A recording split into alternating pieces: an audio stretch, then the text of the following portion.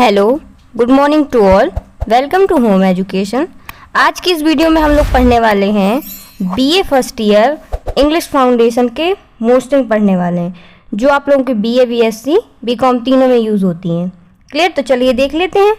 आपकी 5 यूनिट में बेटा इसमें 3 यूनिट में डिवाइड है ये भी, जिसमें जो आपकी फर्स्ट यूनिट है उसमें 5 चैप्टर हैं आपके। क्लियर? बाकी सेकंड में आपका अनसीन पैसेज वगैरह है और थर्ड में जो है आपकी ग्रामर है। तो आप क्वेश्चन आंसर देख लें पहले। चलिए, तो पहले चैप्टर से आपका पहला क्वेश्चन जो है वो है, पहले तो आपको क्या याद रखना है बेटा, पार्ट का आपको लेसन का नेम याद रखना है और राइटर का। ये ऑब्जेक्ट में भी पूछ लिया जाता है और 2-2 नंबर वाले जो क्वेश्चन आ जाते हैं उसमें भी पूछ लिया जाता है। क्लियर? तो देखिए, ये क्वेश्चन आपके कॉमन रहेंगे सब में। देखिए, पहला क्वेश्चन है जो आपका, according to Tagore how should knowledge be spread. Second question है आपका, how can the tearless striving achieve perfection. Second question हो गया आपका। थर्ड क्वेश्चन देख लेते हैं, how should to the mind according to the poet. फिर है आपका, what does the poet means by dead habits. फिर है आपका, ये आपके लघु में थी, ये आपका बी ग्रुप में, जैसे कहते हैं लघु और दीर्घ वाला। तो ये 5 का जो क्वेश्चन है ये दीर्घ में है, लॉन्ग आंसर टाइप क्वेश्चन है आपका। ये आपका describe the haven of freedom. ठीक है, तो ये हो गए आपके बेटा इसमें जो आपके क्वेश्चन आंसर। अब देख लेते हैं हम लोग ऑब्जेक्ट इसके फर्स्ट लेसन के। तो देखिए, मैंने पहले भी आपको बताया, लेसन और राइटर का नाम आपको याद रखना पड़ेगा, वो ऑब्जेक्ट में या फिर छोटे क्वेश्चन के रूप में पूछ सकता है आपसे। सेकंड है आपका, रविन्द्रनाथ टैगोर को नोबेल प्राइज किस सन में मिला था? 1913। कौन सी उनकी रचना थी? गीतांजलि। याद रखें आप लोग। फिर है आपका थर्ड कि in the line where the mind is led forward by thee the words refers to, ये गॉड। आपको ये देख लेना है, ये आपके इनमें से ऑब्जेक्ट जरूर होगा, या तो लेसन या राइटर, ये पूछ लिया जाता है इससे नोबेल प्राइज। क्लियर? इससे पहले जो मैं पहले वीडियो डाल चुकी हूँ उसमें हिंदी की मोस्टिंग मैंने डाली थी, जिसने ना देखी हो आप लोग देख लें। चलिए, आपकी फर्स्ट यूनिट होती है कंप्लीट। अब देख लेते हैं फर्स्ट यूनिट का जो फर्स्ट चैप्टर था वो होता है कंप्लीट। अब सेकंड चैप्टर देखते हैं। चलिए, ये आपका सेकंड चैप्टर, ये है आपके लेसन का नाम और इनके पोइट का नाम, मतलब राइटर का नाम। फिर है आपके, what should be basic of education, what is called basic education level. फिर है आपका, what is meant by basic education by Gandhi. देखिए, इस वाले आपके सेकंड चैप्टर में देखिए बेसिक एजुकेशन आपको मिल रहा होगा ज़्यादा देखने को। तो क्वेश्चन कोई भी आप बेसिक एजुकेशन को अच्छी तरीके से देख लें, क्योंकि तीनों के हैं ज़रूर आंसर, लेकिन जैसे मैंने आपको हिंदी का मेथड बताया था, आप वो मेथड इंग्लिश में लेके भी चलें तो ज़्यादा बेटर होगा। क्लियर? मैंने इसलिए बताया कि आप लोग ये ना समझे कि एक ही जैसे क्वेश्चन, और भी हो सकता है वो थोड़ा बहुत चेंज कर सके। अगर बाई चांस बेटा चेंज होता है तो आप ये थोड़ा देखें, ये नहीं कहें कि इंग्लिश है तो हम कैसे लिखेंगे, थोड़ा आपको देख के चलना पड़ता है इसमें। क्लियर? चलिए, फिर है आपका ऑब्जेक्ट है इसके, लेसन और राइटर का नाम इसमें भी आपको याद रखना है, क्योंकि जितने आपके चैप्टर होंगे आपको लेसन और राइटर के नाम याद रखने पड़ेंगे। फिर है आपका सेकंड जो ऑब्जेक्ट है वो है, one whose philosophy is based the current primary education in India, ये है गांधी जी। फिर है, अहिंसा और truth in Gandhi's opinion is two side of the coin. इन्होंने ये बताया था कि ये जो अहिंसा और सत्य है एक ही सिक्के के 2 पहलू हैं। क्लियर? चलिए, ये आपकी सेकंड यूनिट भी कंप्लीट होती है। अब बताना है हमें थर्ड यूनिट। ये रही आपकी थर्ड यूनिट, ये रहा इसका लेसन का नेम और इनके राइटर का।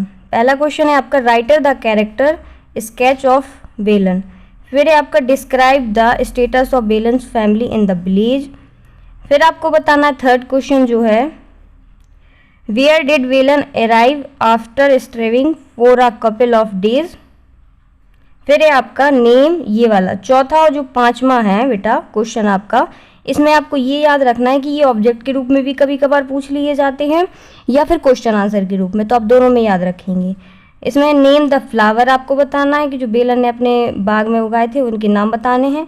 फिर ये on which occasion did Velan go to Aston village, मतलब कब वो अपने गांव में जाता था, किस जैसे कि त्यौहार होते हैं, तो ऐसे इसमें था, मैंने बता दिया आपको एग्जैक्टली कि इसका मतलब क्या है।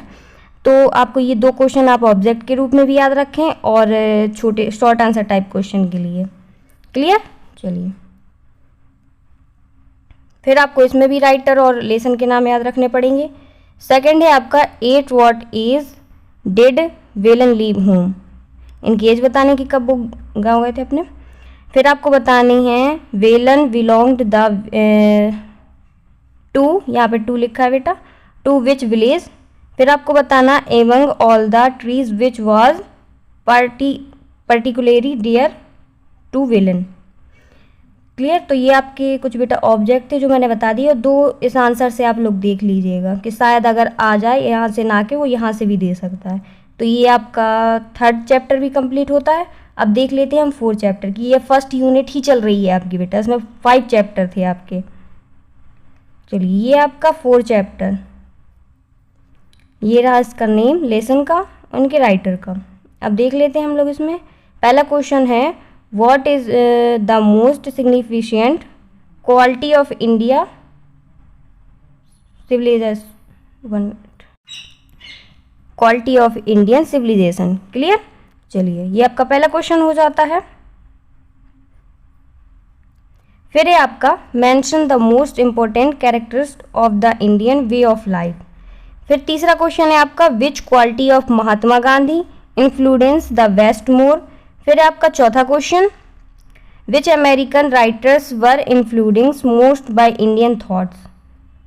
फिर है आपका 5 क्वेश्चन जो है वो है in what ways the south east Asia indebted to ancient India culture.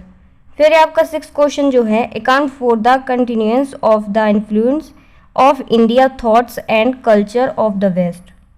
Clear? तो ये आपके 6 क्वेश्चन थे बेटा इसमें। चलिए, इसके ऑब्जेक्ट भी देख लेते हैं हम लोग। ये रहे इसके ऑब्जेक्ट। तो आपको लेसन और राइटर तो कॉमन है आपके लिए। फिर है the main problems of India are, ये इसका आंसर हो गया आपका, डिसीज एंड प्रोवर्टी। फिर है the old face of India, the western dimension of India मेस्ट्रेसिम वॉज, इसमें ये इसका आंसर, मैंने आंसर भी लिख दिया है जिससे आपको कोई दिक्कत ना हो। ये रहे इसके आंसर।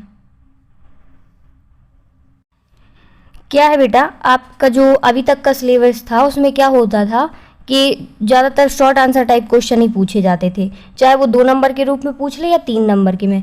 बाई चांस कभी होता था जो बी ग्रुप का पूछ लिया जाता था, लेकिन पूछा नहीं जाता था।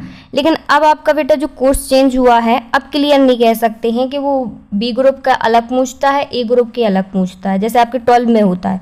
तो मैंने इसमें ए ग्रुप और बी ग्रुप दोनों के दे रखे हैं। क्लियर? तो मैंने ये आपको क्लियर कर दिया। ऐसा ना सोचें कि आप कि पहले प्रीवियस पेपर आप लोग देखें कि उसमें तो बी ग्रुप आता ही नहीं था, तो मैम ने क्यों दिए, क्योंकि आप लोग का चेंज हो चुका है, इसलिए आप लोग ध्यान से पढ़ें। आप छोटे और दोनों शॉर्ट आंसर और लॉन्ग आंसर दोनों पढ़ें। क्लियर? चलिए, अभी तक जैसा होता था वो मैंने बता दिया।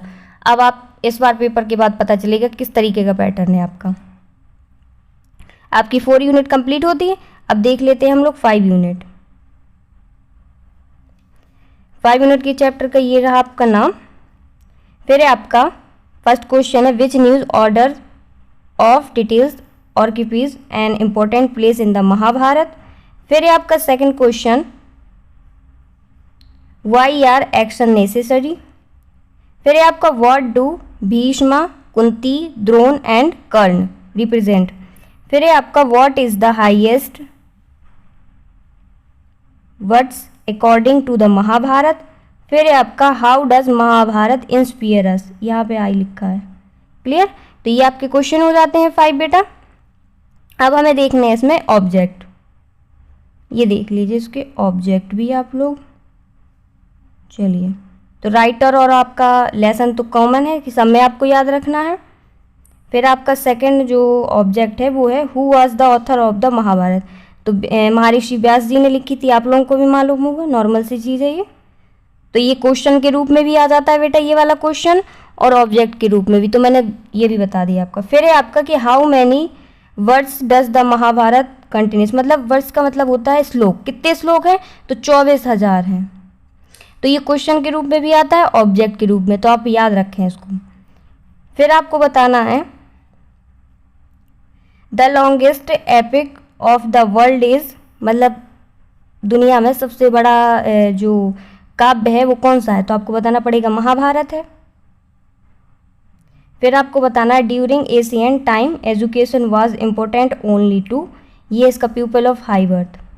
ये हो जाते बेटा आपके ऑब्जेक्ट कंप्लीट इसके, और आपकी फर्स्ट यूनिट भी कंप्लीट हो जाती है। अब बेटा आपकी सेकंड यूनिट में जो होता है उसमें आती है अनसीन, तो अब अनसीन की तो बेटा कोई मोस्टिंग होती नहीं है। फिर थर्ड यूनिट में है आपकी ग्रामर, उसमें भी बेटा कोई मोस्टिंग नहीं मैं बता सकती आपको, क्योंकि ग्रामर एग्जामिनर कहीं से भी रख सकता है, अनसीन का भी यही हाल है कि वो कहीं से रख सकता है, लेकिन जो क्वेश्चन आंसर ऑब्जेक्ट है वो मैंने आपको दे दिए। अगर इनसे कोई रिलेटेड आपको दिक्कत हो तो आप मुझे कमेंट कर सकते हैं, या फिर मेरे व्हाट्सएप ग्रुप में आप मैसेज कर सकते हैं, तो मैं आपकी प्रॉब्लम सॉल्व करने की कोशिश करूँगी।